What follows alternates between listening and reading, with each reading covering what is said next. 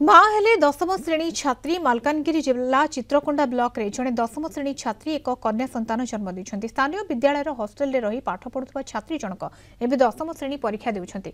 छात्री जनक काली परीक्षा दे हॉस्टेल फेरी नथिबारु छात्री घर को फोन करी जणाइथिले। पहुंचीबा परे झियो संतान जन्म करथिबा जानिबाको पाइथिले बापा माँ।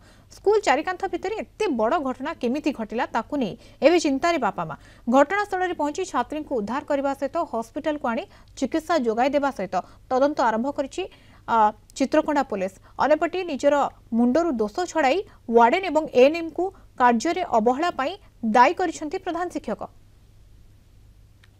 दायी तो आम क्या एवं सन्देह करूँ स्कूल रो मैडम मान को आका आम दायी करुचु सार मान को आका दायी करुचु आम क्या दायी करूँ जेते बेले से जो आसामीटा जेते शीघ्र प्रशासन खोजिकी बाहर करबे सेते बेले आम जानी पारबु जे ना ये लोक एमती हेची बोली कहि पारबु। एथिरे मेट्रोन एवं एएनएम करो संपूर्ण दायी मु कहबी कहीं ना से माने तांको सहित पूरा एकमटेड सब बेले रहंती तो से माने केमती जानी पारलेनी जदि जानिले मते जणैथिले मु कौन सी पदक्षेप नहीं पारि थांती।